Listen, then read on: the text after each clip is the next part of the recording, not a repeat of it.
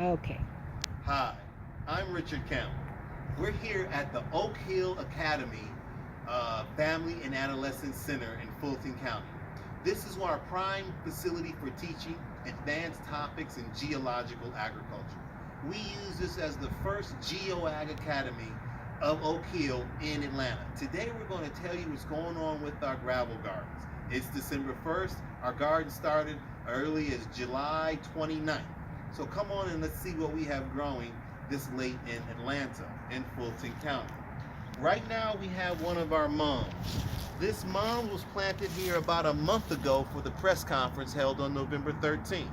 As we can see, it's still alive and we're seeing new budded growth. Unlike its sister mum that was planted over there, which we'll take a look at, this particular mum is looking good. It's looking healthy.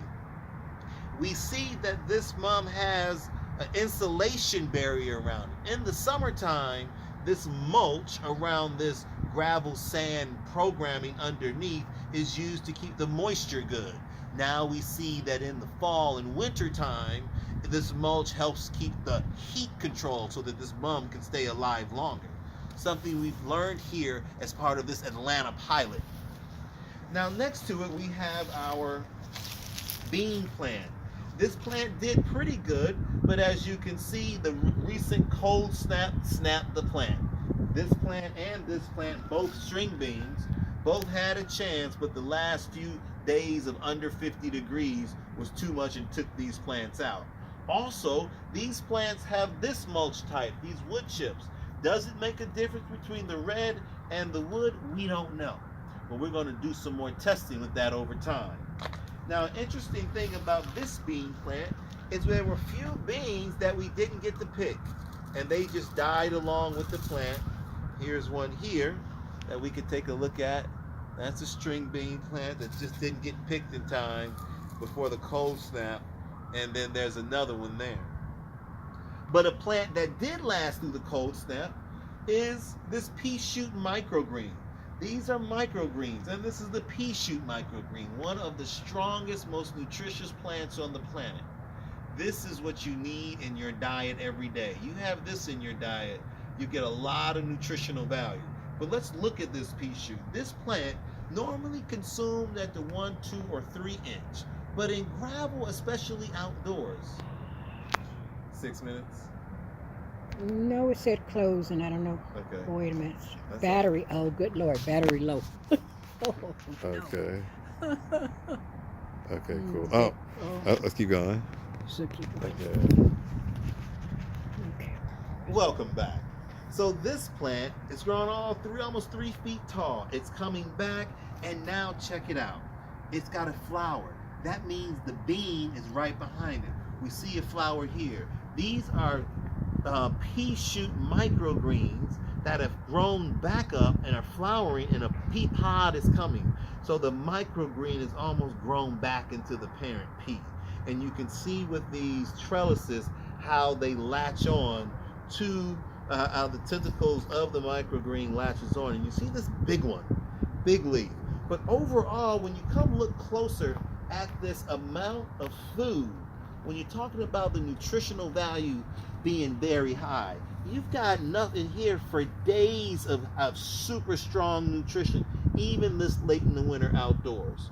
So this is a plant that you want to always have around and always add to your diet. This is one of the stronger of the microgreen categories of plants, and we recommend it as part of any GeoAg program. Now, sometimes you might not read the book and you're trying to go at it yourself.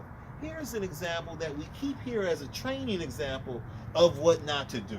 Don't go out and just try this on your own. Get the book at home. Some folks just tried it and made some cuts. Not too much happened here. And they did the same thing over here. Now this is still going. Notice, these are mustard greens. Gravel is resilient. So by chance, even when you mess up, some plants can still grow. Like these mustard greens. Now, as comparison, the same mustard green seeds fell that were planted here over here. So these are the soil version, looking pretty good too. But this is a poorly constructed gravel garden, but still you find mustard greens, and if you test them both, that's going to be a little bit higher in nitrogen and phosphorus. It's typically what we find. So we're going to be sure to test both of them. Might as well and see what happens. That's why this is the GeoAg Academy. We're doing research on different aspects of geological agriculture. Now right here, we have the ending of an in-ground bed. The string beans, once again, as dead as a doornail as its cousins over there. So I obviously see that the moisture control has nothing to do with it, nor heat control, but this was the time for these beans to go. Now with this mum right here, we notice that this mum has no activity. We recently took all these bulbs off because they were dead, because also there's seeds in here. So we seeded as much as we could to see if we could get the mums coming back next year.